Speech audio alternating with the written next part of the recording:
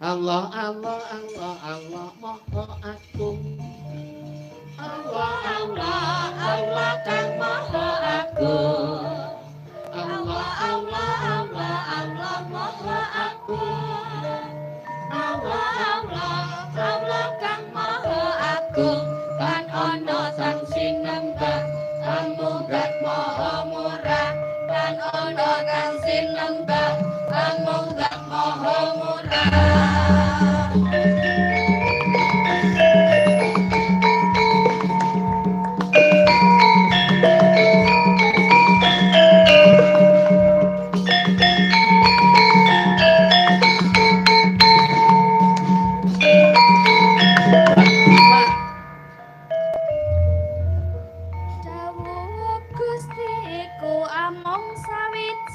Wallahu ahad. Kang nyukupi kebutuhan sayekti. Allahu samad. Tanpa putra uga kang benutraake. Ora ana sawiji kang madani tanpa ana kang sinembah. Amung Zat Maha Murah tanpa ana kang sinembah. Amung Zat Maha Murah.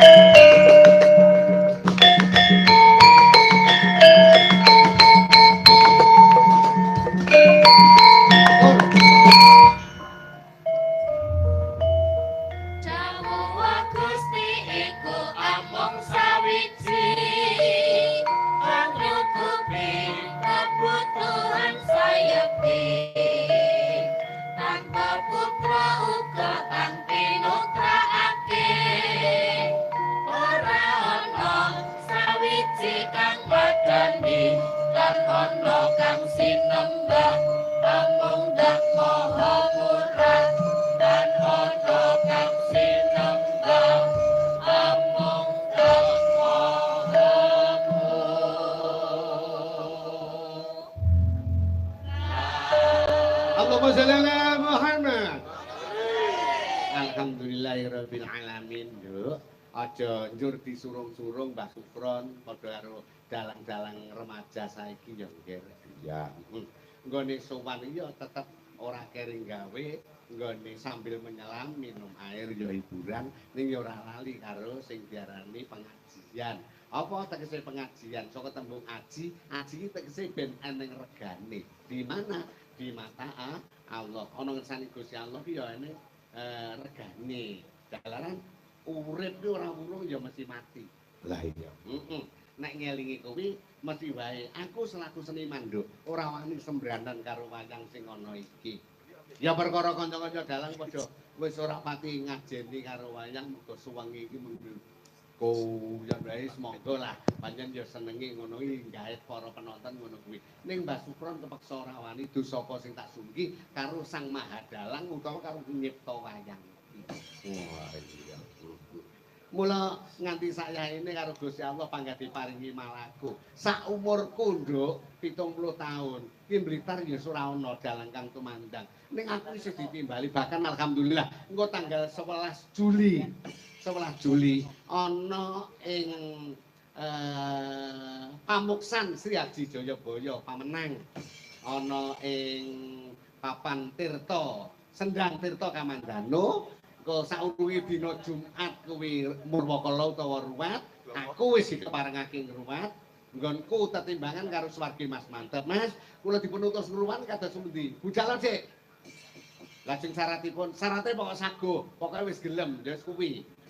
Aja nirokne aku. Aku duwe syarat sing dalang-dalang ra gelem nirokne. Napa Mas syarate? Syarate dalang ki aja nganti wayuh. Dalang ki aja nganti duda. Mulane kae gampang rapi, pegatan rapi, pegatan rapi. Lah iya. Tegese iki ayo krana ora cocok. Lah ora cocok lho diatur piye?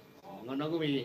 Aku tuh golek sing cocok. Nah, panjenengane wong penggali ya jembar banget. Endi garwane sing wekasanane dipegat, kuwi ditinggali omah, sak kendaraane, sak gamelane, nek perlu calangane kok ijik. Ya iki calangane iki ditandangi karo sedulur ing Karangpandan.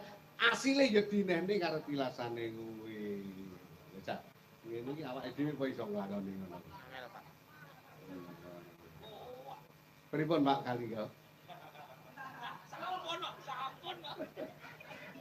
Heeh, sing nyemangati aku terus gelem ngrumat iki ya panjenengane guruku ing Karang Pandang. Iya. Heeh, Mas. Lah ingkang tak aturake bengi iki lakone ya lain daripada yang lain. Insyaallah dalang sak donya urung ana sing ngaturake tumedhaking Punang Wahyu tentrem langgeng. Ha iya. Tur munggah lho. Ora mek Pandhawa Kurawa. Lah Janaka iso ndak iso mlaku lho kabutan Wahyu kok mendol-mendol ngono. Jangka angel. Jangka angel. Piye suwali rakna dilerek. Wong iki ning kene. Lah iya. Mula njur minangka tandha ya, tandha bektiku, munggahi tandha tresnaku. Wes tenan. Aku sowan ngeblengi karo pandemenku duk nalika sing taksih sugeng. Terus ora leren leku salaman. Di tanganku ngapal enek sekilan. Kangge salaman karo kanca-kanca. Wo iso ambung-ambungan karo wedok lanang. Wis ora leren duduk kangen. Asron pripun kabare? Mbak Sukron pripun kabare? Kabeh padha kepareng ngabar ha. Ngabarake Pak Lurah uga kepareng-paring dawuh. Pak Lurah ing Pelem. Nggone kepareng-paring dawuh nderek titip ing dalem ketentreman, guyub rukun. Sampun ngantos wonten pasulayan. Cocok. Lagu mares garapane awake dhewe sing ndi? Indonesia negaraku yang tercinta, Pancasila dasar negara sentosa. Bhinneka Tunggal Ika, Undang-Undang Dasar 45, berkibar benderaku, engkau merah putihku, engkau merah putihku, ku selalu menjagamu, terus menyatu dengan urat nadiku. Berkibarlah di langit yang biru, wahai bangsaku, marilah bersatu padu. Indonesia, sekali merdeka tetap merdeka.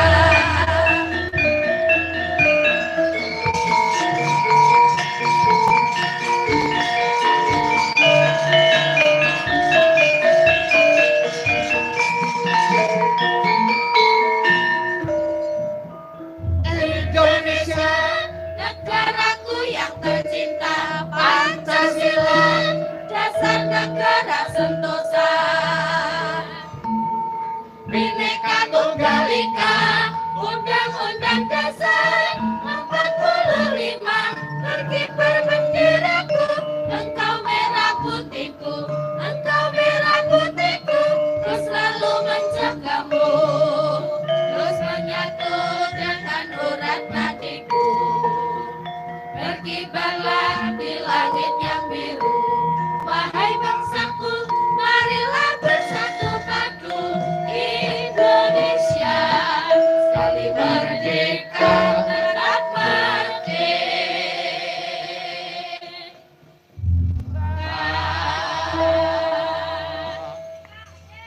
Alhamdulillah, mak jane sik produktif. Isih nduk, utekku isih kena tak nggo mikir. Nagan to tanggal 15 Maret tahun 2000 tahun 2019 aku setruk lho. Setruk. Bubar mayang kok klentingan. Turu tangi jam 12 lho tanganku ora kena nyobah. Lho sikilku ora kena genjangka. Bu iki piye? Aku setruk apa piye? Mongko jam kuwi engko jam 1. Aku kudu pengajian menyang Bakung, Blitar Selatan sing doe saka ngomahe 36 kilo. Maksa mangkat lho. Aku maksa mangkat. Mbuh piye dadine sing penting aku budal. Lah tenan, tekan ngenggon aku jek iso matur, rampung matur langsung putra-putra padha dawuh, padha matur nyang ibuke supaya langsung digawe nyang rumah sakit Budi Rayu. Heeh. Esuke mantu-mantuku wis padha mlumpuk, anak-anakku padha mlumpuk, Mas Kalingga Purnomo, Mas Anom Dwija Kangka, Mas Cahya Kuntadi sak garwane kabeh mlumpuk. Mbak Reno ora iso teko jalanan kudu mantau saka Surabaya dekne nyekel rumah sakit. Ha iya. Ketungko dawuhe garwane Pak Anom Surata. Mbak Dwi Kramati, Mbak Kesi, Jangan main-main dengan setrum. Pak Sukron sekarang juga harus dibawa ke Surakarta. Harus itu. Petung rampung, wekasane jam 3 aku digawa nyang gene Surakarta Panti Waluya kanthi ambulane Budirayu. Cek anyar nduk dan kunyus-kunyus kae. Ning aku ya wis ora sir numpak neh. Tekan kono jam 8 bengi, sawise UGD rampung diunggahke ngono jam 10 ndok. Dokter Igor ki teko. Apa enak rumah sakit lho? Jam 10 enak dokter teko kuwi. Heeh. Aku 55 ning rumah sakit jroning 10 dina. 20 14 dina kontrol mulih tekan ngomah pas wulan poso Ramadan. Aku alhamdulillah wis iso melu traweh. Bisa. Maune mati separuh iki ya tangan karo sikil liyane kuwi ndak apa-apa bangga. Nih ya ora kira lho arep urip ae terus sikile ndak kena gerak. Keteker ngono. Lah ibuke Mas Kalingga kuwi, lah aku ning dhuwur apa piye? Kendruk. Alhamdulillah dongane para papundenku ing ngeblek lempare. Aku isih iso mancal keprak meneh lho. Iya. Ngono. Mula nek pancen ana keparing penggalih Van Berate Sukron Suwanda, kok tak enteni tanggal 11 bulan Juli ana ing Taman Sendang Tirta Kamandanu. Lah iya. Duwe Van Berate. Nah, kangko karo ya apa? Sigit barang ya apa? Kuwi lagi saiki. Lah aku duwe pendemen kan biyen lho. Wit kiwa tengene taun 85 ya aku duwe pendemen. Angger aku banyol mulai ngono kuwi. Aku mangga hafal. Lah iya. Kita berjumpa lagi ya, Mbak. Sak gayang-gayang itu digayangake, sak seneng-senenge disenengake. Mula kanggo tandha bektiku marang keluarga Ngeblek bil khusus Pak Kami Tua, uga Pak Kami Tua sepuh. Mbah Kami Tua sepuh. Ya wani swidak iki saiki kudu leren. Kami Tua. Anjen kudu kaya ngono. Nadyan to sing diarani lurah Kami Tua Cari kuwi ndak duwe kelumutan. Ning nek wis leren le dadi pamong gelem ra gelem pangga diarani dong. Dongkot. Mriki ngaten nggih Pak nggih. Bahwa barangnya mergo wis leren mereka kudu gelem diarani dongkol. Kula nggih ngaten, Pak. Kula nggih nate nyepeng desa kula Purworejo. Kula saguh kali masyarakat ning sak periode mawon. Nalika semono 8 taun, Nduk. 8 taun. Kate ora usah nuku swara. Ngono ya sik kobel. Masa nemen lho. Lha ya kuwi ta. Saiki ki tandalan ke pabrik rokok Sampurna. Lore ngono pabrik rokok Gudang Garam Surya. Lha aku ki duwe sawah oleh ngarepe pabrik rokok kuwi. Lah ngono ya kepeksa kadol. Lha piye lho? 5 sasi ki jajan wedang sego rokok, jajan wedang sego rokok, jajan wedang sego rokok. Kuwi terus ndak leren awang bengi. Mulane sing areng ngenteni lurah Ngeblek pikiran sik mumpung ndasmu urung pecah. Iki lho cangkeme sing ngomong tau nglakoni ngono kuwi. Bener ndek nek wong ngelem salah titik dilok-lokne. Aku dadi dalang teko Jakarta kajen keringan. Mangke ngunjuk napa, Pak? Mangke dar napa? Hotel ya ora sembarangan hotel. Tekane Semarang, tekane Yojo. Bareng gelem dadi lurah lho. Ngedum sembako klerui masyaallah. Pak Kaji Sukron, Pak Lurah Dalang. Apa yo? Kateno niku ndek motor malah mangwehi sembako. Makinah niku ndek Tegalan malah mangwehi sembako. Lah kula mboten gabrut napa-napa malah ndak diwaya apa matane lurah le nyawang piye. Langsung mata lho nduk iki lho. Wong iki urip iki lho. Mulane sing areng gajune lurah Ngeblek pikiran sik mung mbledos ndasmu. Abot ya, abot lho. Mula kanggo nuduhake bekti lan tresnaku marang Ngeblek. Ana mares lho, mares Ngeblek. Notasine solmisasi. Bukane saka Saron karo Demong. Oke. 1, 3. Kok 1, 3 gini? Gajah nih lah. 1, 2, 3, 4.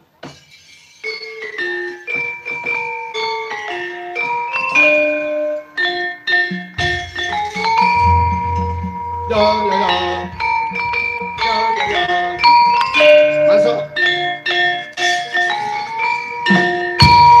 Ngablak bersih desa sajroning saben mangsa Sokon rekan kuwasa gedhek minggir raharja Gusti tansah berkahi ngablak kodring kisrahi Nen non non non non non non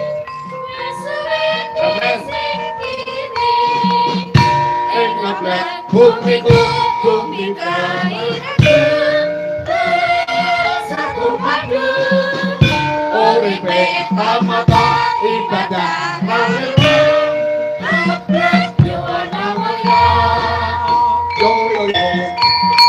Yo yo yo.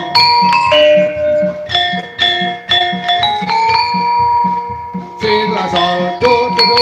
Sila sol do do do. ngablak bersih desa sajroning saben mangsa Jajan rencang dewasa ngablak mengira harja Gusti tansah berkahi ngablak kodring kisrahi panas ati lan meri wis suwe disingkiri ing ngablak bumiku bumi kelahiran satu padu uripe samata ibadah lalera ngablak yuwana mulya Apa tangan kok Mars ngablak. Alhamdulillah ya amin. Utekku isih tangguh, mikir ngene isih gelem yo. Monggo lek ku gawe esuk mau. Sirku kanca-kanca tak aturi rawuh terus latihan notasine piye ngono. Ning ya alhamdulillah, Nduk. Heeh. Ya sing para swarawati tindak dhewe ora kepareng mampir ana ing Karangjati, mula ya lewacan ana kene. Sae napa awan, Derek? Awan apa sae? Sae napa sae? Yo dibudal nih. Budal nyanti. Ya budal yang kesainan ki mau. Kasih.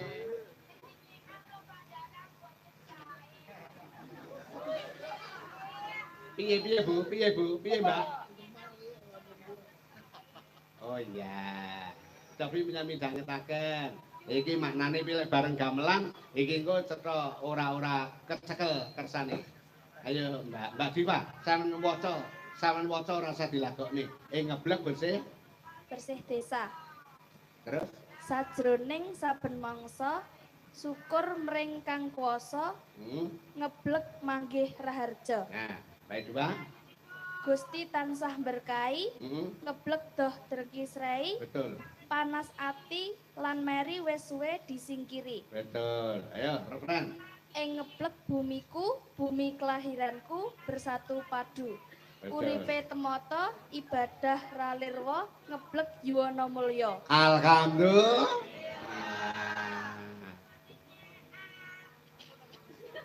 Leh. Karisma nusul iki. Tuh. Oh, nggih. Pancen ngaten Bu, Pak, warga ngeblek lan kanan kiringipun. Pundi panggenan wonten? Kula pengajian asring malah wonten Sukorno. Sukorno Sukosewu, tanggane ngene Pak Pri niku. Enten cah wedok jane lek diplocot dipejik muwen niku. Nyauri mawon, angger kula omong iki disauri mawon.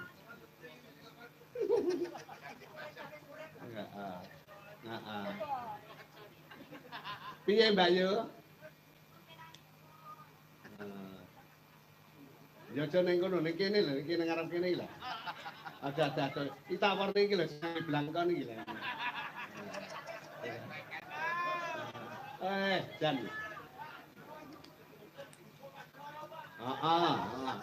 Wong lu pitu iki.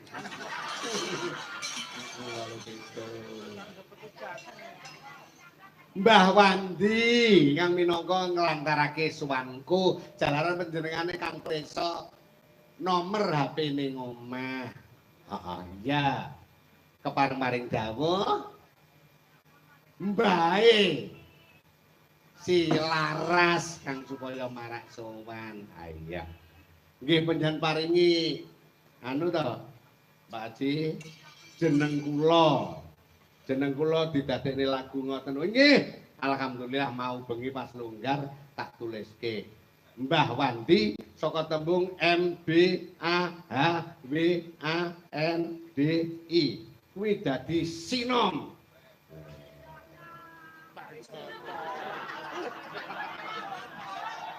Sinom apa, Nduk?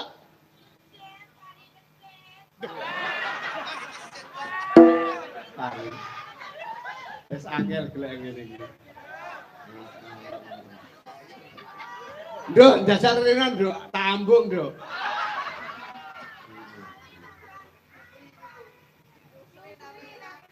Sapa jeneng? Yo Sri. Sri Roto. Sri Wakili, Pak. Lah nggih. Monggo larasane napa? Pelak mang nggih. Tuh, Mbak Kori sing mandangi Mbak. Sinom nyaman, Mbak. Asmane Mbah Wandi M. Manunggal rakyat lan perangkat.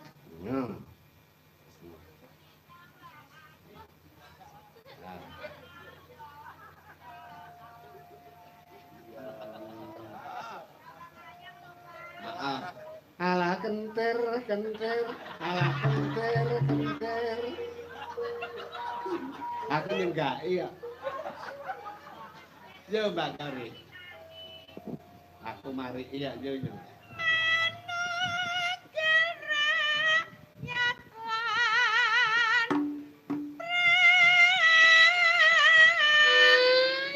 Sawung gawe, sawung rono.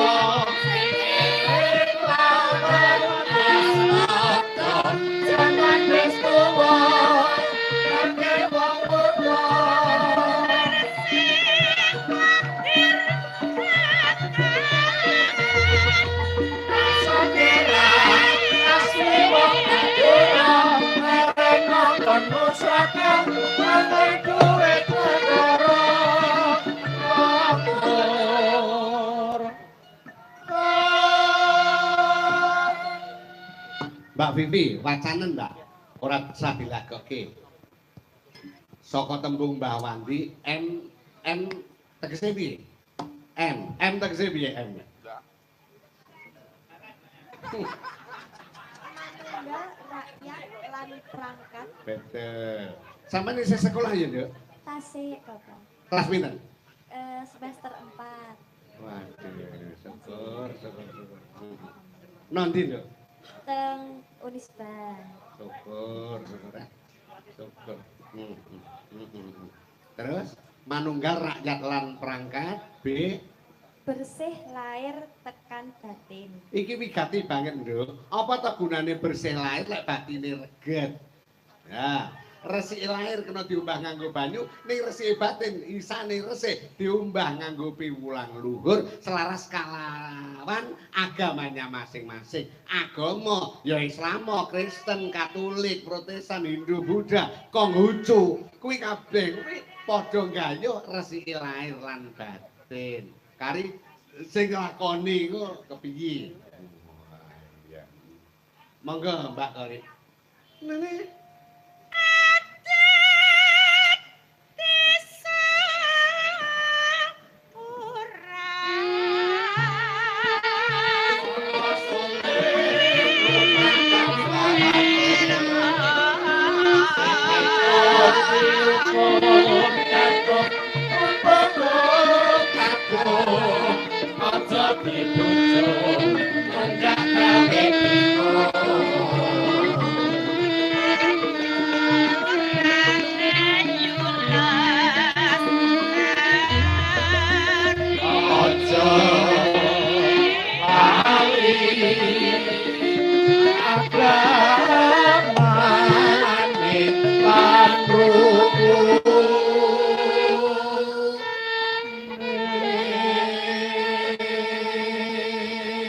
Mbak Dinda, wacanen cara menteh men saya cetha, Mbak.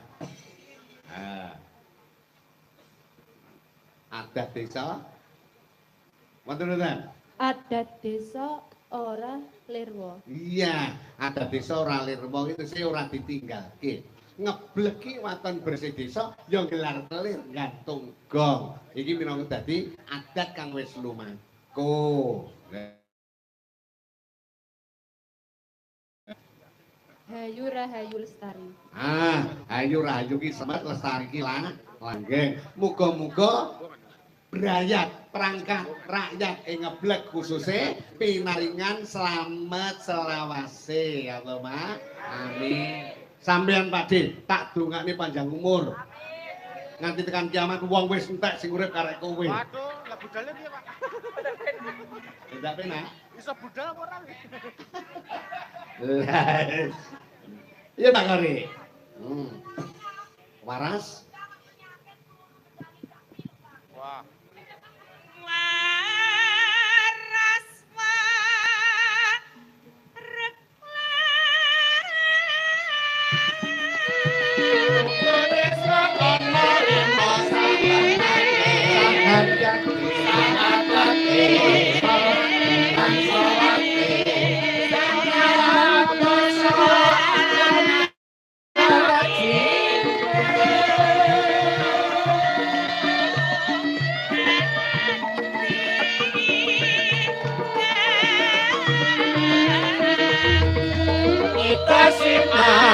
Pira-pira londo aja mung adol dagang mbok sedina-dina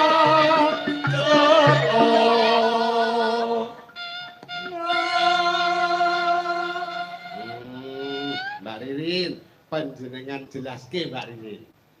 Ya. Panjenengan jelaske. Hayu rahayu lestari. Lek wi.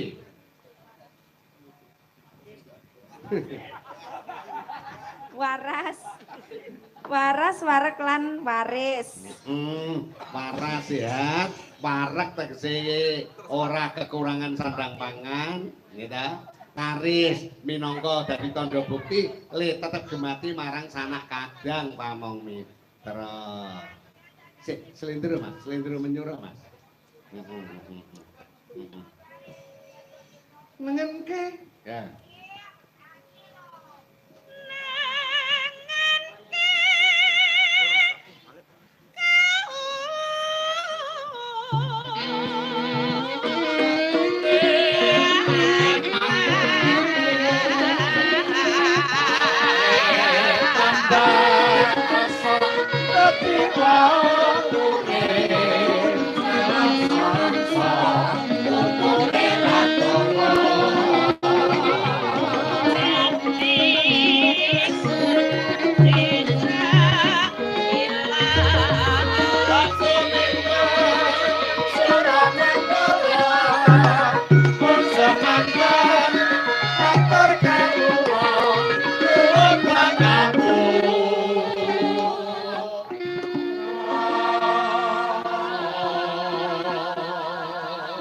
Waca Bulurah.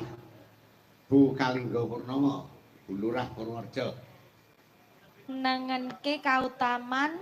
Asih, nengenke kuwi tegese saka tembung tengen kan Bulurah ya. Nggih. Tengen sing ditengenake kautaman utama ki apik. Sing ditengene perkara Apik. apik. Terus Dadi kunci cerak ilahi. dadi kunci cerak iki tegese cedak ilahi iki tegese Gusti Allah. Dadi kunci cerak ilahi. Wong nek nangene kautaman dadi jalaran cerak karo pengiran. Betul. Dibacuke dangdut ya, Nduk. Apa ana? Ana.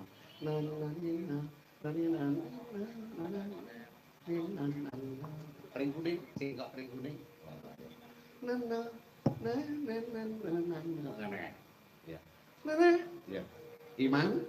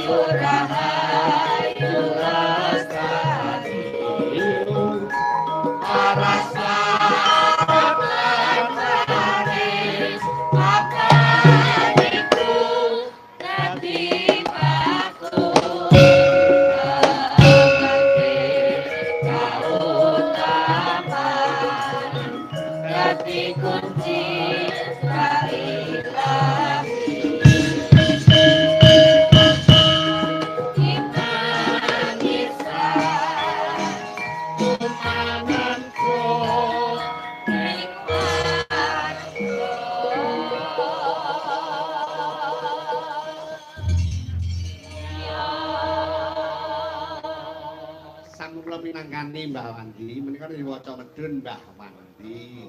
Manunggal, B bersih, A adat, H hayu slamet, W waras, A apan iku, N nengenake, D dadi kunci, I iman Islam. Oh iya, rampung. Nggih, sami-sami. Nggo kena nggo sangu kondur nang Pesuruan. Nah iya. Ana pamundhut akeh. Yes lumayan yo. Ingkang kepara nggone maringake layang wiwit randa sore. Sapa? Wacane ya. Kepada yang terhormat Ki Haji Sukron Suwanda ing pentas. Saya adalah fans berat Wayang Purwa. Dengan ini saya minta tembang atau gending antara lain Tul. Iya. Bajing lo nican. Pepe eling ayang.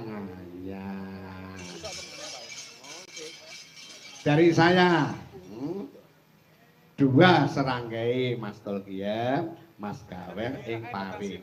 Nggih, paparingipun kula tampi. Iya.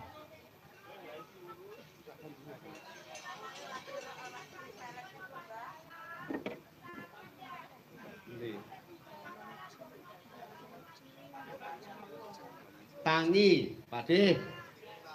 Tangi. Iya.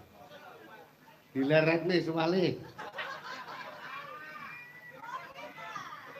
Iya. Ingkang winanti panghormatan, Assalamualaikum warahmatullahi wabarakatuh. Sugeng pinanggih malih. Abah Sukron Suwanda, kula mboten sanes matur nuwun. Upami dinten menika panjenengan mboten rawuh, kula mendi badhe keinginan sinten-sinten mapak dhateng ing dalem puncu. Destun kangenipun. Nyuwun gending rondo ndugal. Rondo ndugal ini kula tulis tahun 1909. Nggih, nyatanipun kathah ingkang sami keperanan rondo ndugal. Kangge pepenget penggemar Abah Sukron ingkang sampun sedo. Nuwun menjadi Bapak Gatot Suteksna ing genuk waktu nanggungan kayong kidul sampun piniji marak wonten ayunan. Nggih, mugi-mugi para-para penggemar kula klebet panjenenganipun Pak Suratin ingkang ugi sampun sowan wonten ayunan dipun tampi wonten kersanipun selaras amal kesananipun. Allahumma amin. Al-Fatihah.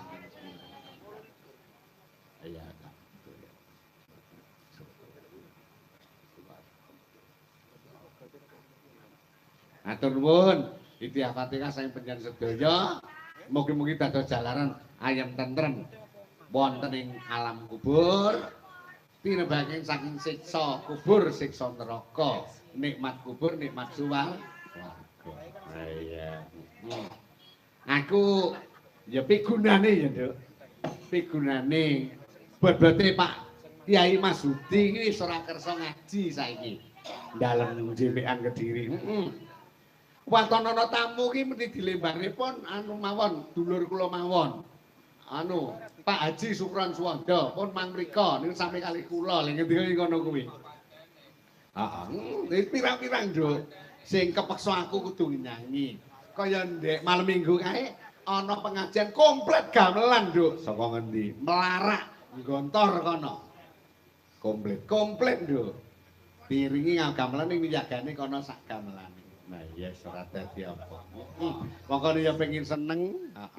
Assalamualaikum warahmatullahi wabarakatuh. Sugeng dalu Mbah Sukron. Kula Wawan putranipun Pak Joyo leres nggih. Badhe nyuwun tembang Kitir Sumilir kalih Hasbunallah. Tembang menika katur ayah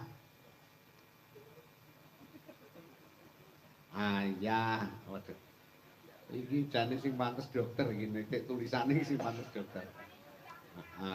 Matur nuwun nggih kula pinanggani. Nduk pelok patenem Nduk. Ya. Mas Tolkiyam. Tak bawanane dhewe Nduk. Merga bawane iki spontanitas metu saka ndas. Mas Tolkiyam. Nah. Penggemar sejati. Tajem jroning atos. Katresnane lahir terus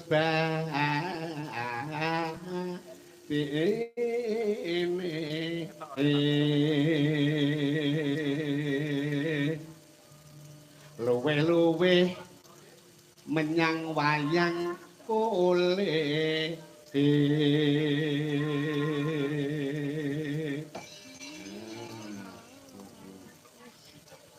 mundhut lagu mesti Tolkiyam terus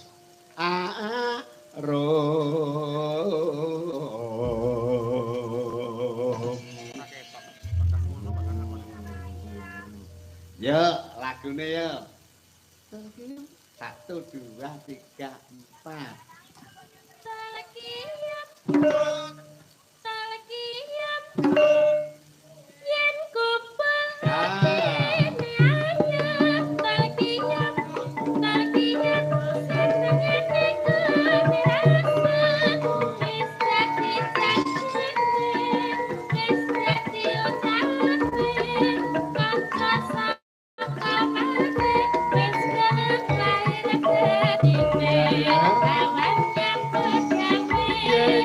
Yeah.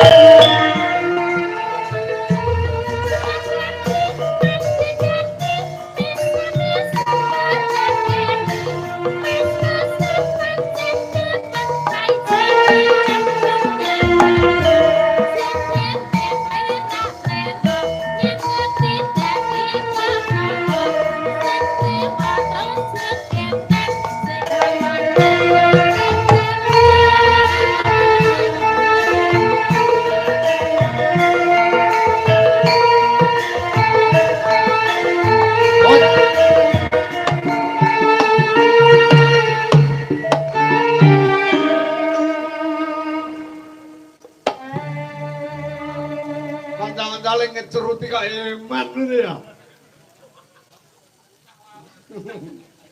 Ayo, sing wedok barang yo ngecerutono nyantol kiyam do. Piye? Lah ya, iki dipaksa neh, dipikir ben cerut neh.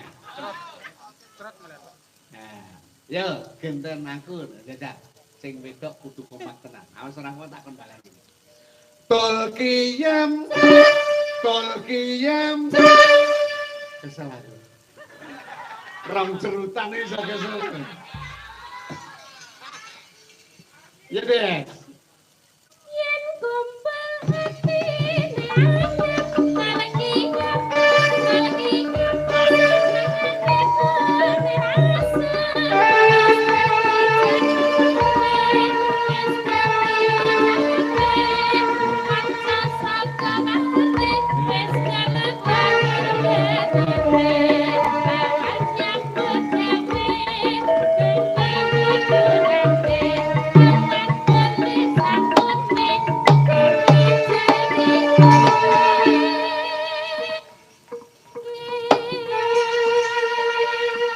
Lagu tol wis ora bakal muni ana ndi liyane menyang pari. Heeh. Selagine kanca-kanca kawinandekan karo Mas Tulkiam tindak ya mesti muni lek ora ya eman-eman tak pingit tenan iki tak pingit.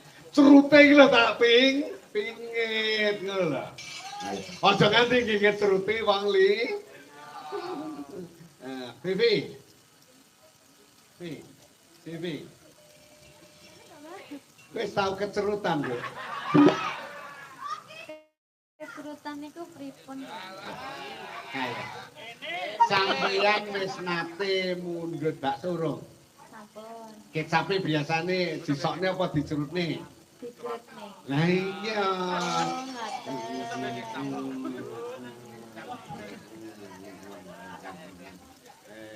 Kecerutan.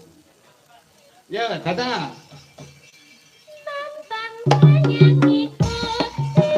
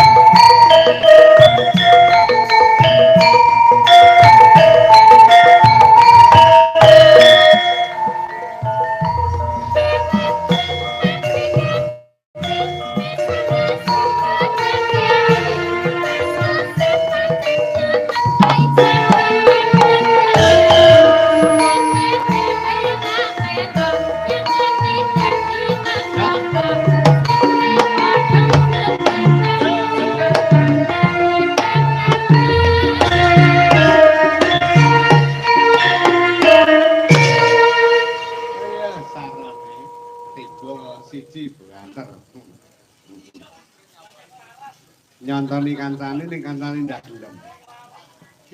Ben laras. Menika Mas Tulkiam, sesek kepenak kok, Nduk. Heeh iki. Dan kepenak.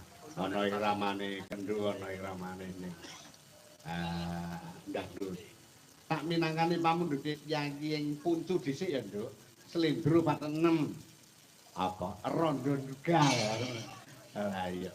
Iki mbiyen sejarahe rondo iki tak klumpukke, Nduk. Ana rondo Ndugal, ana rondo Kembang, ana rondo Ayu, ana rondo Sugih.